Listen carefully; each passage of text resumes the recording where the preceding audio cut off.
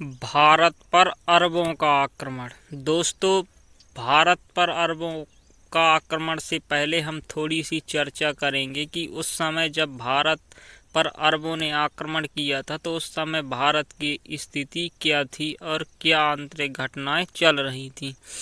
तो शक्तिशाली गुप्त साम्राज्य के नष्ट हो जाने के बाद हर्षवर्धन ने एक बार फिर से भारत में विस्तृत साम्राज्य स्थापित करने का प्रयास किया। वह कुछ हद तक सफल भी रहा, परंतु वह संपूर्ण भारत को भी अपने शासन के अधीन न कर सका। किंतु तब भी उसका साम्राज्य शक्ति और संपन्नता की दृष्टि से इतना समर्थ था कि उसे कोई बाह्य आक्रमण शक्ति परास्त नहीं कर सकती थी। तो हुआ क्या, परंतु हर्षवर्धन की मृत्यु के पश्चात क्या हुआ दोस्तों, हर्षवर्धन की उसी समय मृत्यु हो जाती है और उसका साम्राज्य था वो फिर से विखंडित हो गया और एक बार पुनः राजनीतिक एकता नष्ट हो गई और छोटे छोटे राज्य उभर कर सामने आए, जिनमें आपसी प्रतिस्पर्धा और वैरभाव रहने लगे। इस कारण लगातार आपसी युद्ध होते रहे और यह भी एक महत्वपूर्ण तथ्य है कि पश्चिमी और मध्य एशिया की घटनाएं अक्सर भारत को प्रभावित करती थीं और कभी कभी कमजोर स्थिति की बदौलत उत्तर पश्चिमी भारत से घुसपैठ का कारण बन जाती थी। क्या था दोस्तों, अगर हम आपस में लड़ते रहते थे तो जो पश्चिमी और मध्य एशिया का जो उस समय का क्षेत्र था उसमें अगर घटनाएं घटती थी तो वो सबको पता चल जाती थी बाहरी आक्रमण शक्तियों को। तो इसलिए इस बदौलत उत्तर पश्चिमी भारत में घुसपैठ का कारण बनती रहती थी और ऐसा ही एक आक्रमण 7वीं से 8वीं शताब्दी यानी कि 711 से 713 में अरबों द्वारा हुआ और इस आक्रमण के अभियान का कारण चलिए आगे जानते हैं। भारत पर अरब आक्रमण के स्रोत, यानी कि भारत में अरबों ने आक्रमण किया, इसकी जानकारी हमें कहाँ से मिलती है, कौन से इतिहास से हमें ऐतिहासिक जानकारी किस ग्रंथों से या किसके माध्यम से मिलती है। तो अरबों द्वारा भारत में सिंध विजय का विस्तृत वर्णन किताब फुतह अल बलदान एवं चचनामा नामक ग्रंथों में मिलता है। यह अरबी भाषा में लिखित ग्रंथ है। तो दोस्तों ये याद रखना, एग्जाम की दृष्टि से महत्वपूर्ण यहाँ से ऑब्जेक्टिव निकल कर आएंगे कि भारत पर अरब आक्रमण के स्रोत हमें कहाँ से मिलते हैं। तो वृत्तांत किताब, विस्तृत वृत्तांत किताब फुतह उल बलदान एवं चचनामा से मिलती है हमें जानकारी की भारत पर अरबों ने आक्रमण किया था। चलिए, मोहम्मद बिन कासिम द्वारा सिंध पर आक्रमण। तो मोहम्मद बिन जो कासिम था दोस्तों, जिसने भारत पर 712 ईस्वी में आक्रमण किया, तो इसके बारे में पढ़ते हैं अब।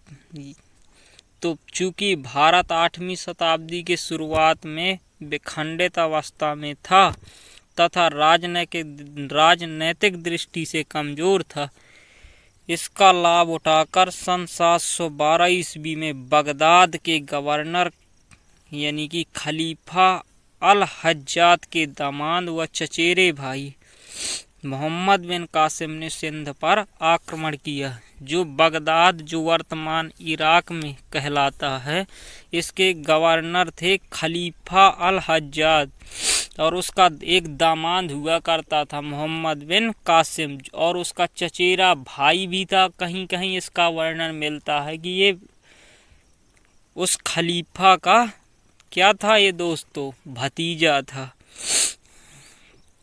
कौन? मोहम्मद बिन कासिम ने भारत पर आक्रमण कब किया था दोस्तों? 712 ईस्वी ने। इस आक्रमण का तात्कालिक प्रभाव कैसा था दोस्तों? नगण्य अर्थात न के बराबर था, किंतु इसके परिणाम आगे निकल कर आए। नेक्स्ट पढ़ेंगे अब कि मोहम्मद बिन कासिम से पूर्व अरबों द्वारा भारत पर आक्रमण किए गए असफल प्रयास।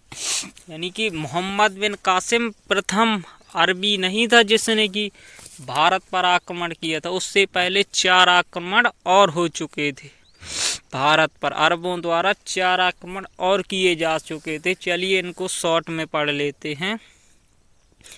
पहला प्रयास किसने किया था? खलीफा उमर के समय में 636 से 636-37 ईस्वी में बम्बई के निकट थाना की विजय के लिए एक नाविक अभियान भेजा गया, परंतु वह असफल रहा। क्या हुआ दोस्तों? वो असफल रहा। दूसरा प्रयास खलीफा उस्मान के समय में सन 644 ईस्वी में अब्दुल्ला बिन उमर के नेतृत्व में स्थल मार्ग द्वारा मकरान के पश्चिमी सिंध में आक्रमण किया गया। उसने मकरान और सिंध के शासकों को पराजित करने के बाद भी उसे अपने राज्य में नहीं मिलाया, अतः यह भी उसकी एक असफलता ही प्रतिबिंबित होती है या हमें दिखाई देती है। अगला प्रयास यानी कि तीसरा प्रयास अरबों ने कब किया था? कुछ समय बाद अल हरीस ने 659 ईस्वी में अगला अभियान किया, किंतु वह मारा गया। चौथा प्रयास किसने किया था? अल मुहल्लब ने सन 664 ईस्वी में फिर से साहस किया, किंतु वह परास्त हो गया। और 5वां आक्रमण करेगा कौन? मोहम्मद बिन कासिम। तो चलिए पढ़ते हैं। यह अरबों द्वारा भारत पर किया गया 5वां प्रयास था, यानी कि युद्ध था, परंतु सफल पहला था। सफलता इन्हें 5वीं बार मिली। अंततः 712 ईस्वी में कुछ विशेष कारणों से खलीफा अल हज्जात ने अपने भतीजे व दामाद मोहम्मद बिन कासिम को भारत पर आक्रमण का आदेश दिया। उसने सिंध पर आक्रमण किया और सफलता भी पाई। इस प्रकार अरबों द्वारा किया गया प्रथम सफल अभियान था। मैंने आपको बताया था दोस्तों कि अरबों का ये पहला आक्रमण नहीं किया था मोहम्मद बिन कासिम ने। इसके पहले 4 जो अभी हमने ये चर्चा किए थे, ये 4 प्रयास वो और कर चुके थे, परंतु उन्हें सफलता नहीं मिली थी, अर्थात वो असफल रहे थे। तो ये 5वां जो प्रयास था वो सफल हुआ और अरबों द्वारा 712 में जो मोहम्मद बिन कासिम ने जो प्रयास किया था वो सफल रहा था। तो वो 5वें नंबर का, लेकिन सफल प्रथम था। एग्जाम और पॉइंट की दृष्टि से ये महत्वपूर्ण क्वेश्चन है कि मोहम्मद बिन कासिम किस मार्ग से भारत आया था। तो चलिए, उस समय पश्चिम एशिया से भारत में प्रवेश करने के लिए 4 मार्ग थे, जिसमें पहला जल मार्ग, जिसमें 1 जल मार्ग और 3 स्थल मार्ग थे। जल मार्ग समुद्री तट के साथ साथ था, वहीं स्थल मार्गों में एक है बरगी घाटी में, दूसरा लोबान की घाटी में तथा तीसरा मकरान के किनारे किनारे था। मोहम्मद बिन कासिम ने इसी तीसरे स्थल यानी कि मार्ग मकरान के रास्ते से सिंध पर आक्रमण किया था। तो दोस्तों याद रखना कि मोहम्मद बिन कासिम भारत किस मार्ग से आया था। तो किस मार्ग से आया था दोस्तों? मकरान के रास्ते आया था। मोहम्मद बिन कासिम के नेतृत्व में सिंध का विजय अभियान के बारे में पढ़ते हैं कि मोहम्मद बिन कासिम की विजय किस कारण से हुई। 712-13 ईस्वी में जब मोहम्मद बिन कासिम ने 712 ईस्वी में मोहम्मद बिन कासिम देवल के बंदरगाह पर पहुंचा और उसे घेर लिया। दोस्तों दाहिर या तो भयभीत होकर सामरिक दृष्टि से सिंध के पश्चिम क्षेत्रों को छोड़कर उसके पूर्वी किनारे पर युद्ध की तैयारी करने में लग गया, अन्यतः अरबी विजय हुए। और बाद में अरबी क्या हुए? विजय हुए। 17 वर्ष से ऊपर की आयु के सभी पुरुष इस्लाम स्वीकार न करने के कारण कत्ल कर दिए गए और उनके बच्चों तथा स्त्रियों को गुलाम बना लिया गया। 3 दिन तक नगर में कत्लेआम और लूटमार होती रही और 75 सुंदरम स्त्रियां, जो देवल की 75 सबसे सुंदर स्त्रियां थीं, और लूट के माल का 5वां भाग हज्जाज के पास भेज दिया गया। यानी कि 5वां हिस्सा, अर्थात कितना परसेंट दोस्तों, 20। नीरून का आत्मसमर्पण। देवल पर अधिकार करने के बाद मोहम्मद बिन कासिम नीरून की ओर बढ़ा, जिस पर बौद्धों और श्रमणों का अधिकार था। बौद्धों ने बिना युद्ध लड़े आत्मसमर्पण कर दिया और नीरून को अपने साम्राज्य में मिलाने के बाद अब मोहम्मद बिन कासिम सेहवान की ओर बढ़ा। वहाँ दाहिर के चचेरे भाई बजहरा का शासन था। उसने अरबों का प्रतिरोध करना चाहा, किंतु नगर के अधिकांश निवासी बौद्ध थे। उन्होंने युद्ध न करने का निर्णय लिया। तत्पश्चात बजहरा बुधिया और या शीशम के जाटों के साथ पास शरण ली और नगर निवासी बौद्धियों ने नगर अरबों को सौंपकर जजिया देना स्वीकार कर दिया। तो जजिया कर की शुरुआत किसने करने वाला कौन था? मोहम्मद बिन कासिम। सेहवान को अपने साम्राज्य में मिलाने के बाद मोहम्मद बिन कासिम ने जाटों पर आक्रमण किया, क्योंकि जाटों ने बजहरा को अपने यहाँ शरण दी थी। तो अब पढ़ेंगे जाटों पर विजय। इसके बाद मोहम्मद बिन कासिम ने जाटों पर आक्रमण किया, क्योंकि उन्होंने बजहरा को शरण दी थी। जाटों में से एक अरबों से मिल गया और इससे अरबों ने जाटों को परास्त किया और बजहरा मारा गया। क्या हुआ? जो सेहवान का बजहरा था दोस्तों, वो मारा गया। अब जो बजहरा कौन था? दाहिर का चचेरा भाई। दाहिर से युद्ध और विजय। अब मोहम्मद बिन कासिम का अगला युद्ध किससे होता है? दाहिर से। इस युद्ध के बाद मोहम्मद बिन कासिम व इसकी सेना को सिंधु नदी पार करने के लिए उसने नावों का पुल बनाने की आज्ञा दी। दाहिर इस हो रहे आक्रमण से चकित रह गया तथा उसने अपनी सेना के साथ भागकर रावर में शरण ली। वहां कई दिनों तक अरबों और हिंदुओं की सेनाएं एक दूसरे के सामने पड़ी रहीं। अंत में 20 जून 712 ईस्वी को युद्ध हुआ। प्रारंभ में वह हाथी पर बैठकर युद्ध कर रहा था। कौन? दाहिर।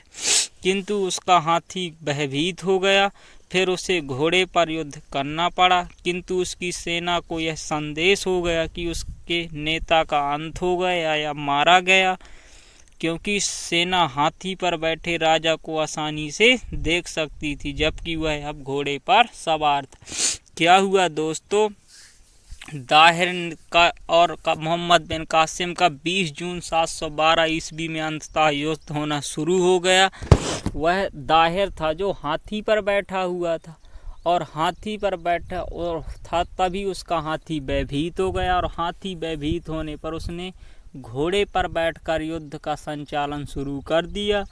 और घोड़े पर बैठने के बाद राजा दाहिर अपनी जनता को दिखाई नहीं दे रहा था, तो जनता ने सोचा कि राजा दाहिर का अंत हो गया है, अर्थात वह मारा गया है। तो जनता भी क्या हुई?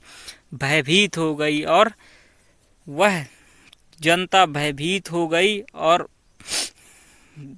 वह ब्राह्मणों के साथ भागने लगी। अंततः राजा दाहिर युद्ध में पराजय हुई और वह मारा गया।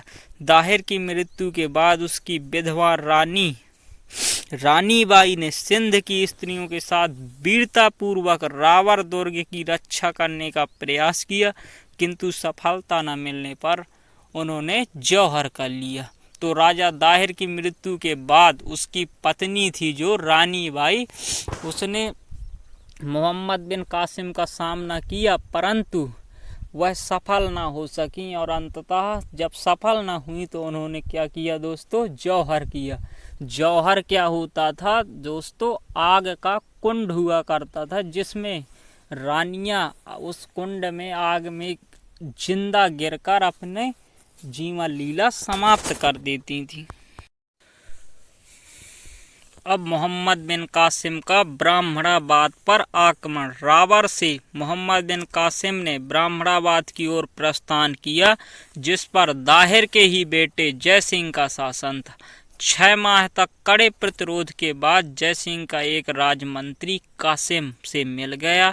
अब जय सिंह की पराजय निश्चित थी, इसलिए जय सिंह ने भागकर कहाँ चला गया दोस्तों?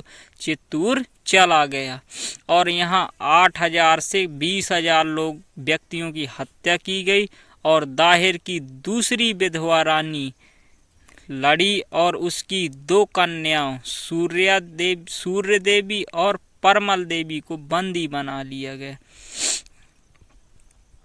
अरोरा को जीता। और ब्राह्मणवाद के बाद दोस्तों मोहम्मद बिन कासिम ने कहाँ हमला किया? अरोर में। ब्राह्मणवाद के पतन के बाद कासिम ने सिंध की राजधानी अरोर पर अधिकार कर लिया, जो कि दाहिर के अन्य बेटे के शासन में था। इस प्रकार मोहम्मद बिन कासिम का संपूर्ण सिंध पर अधिकार हो गया और अरबों की सिंध विजय पूर्ण हुई। इस प्रकार दोस्तों ने अरबों ने सिंध को पूरी तरह से जीत लिया।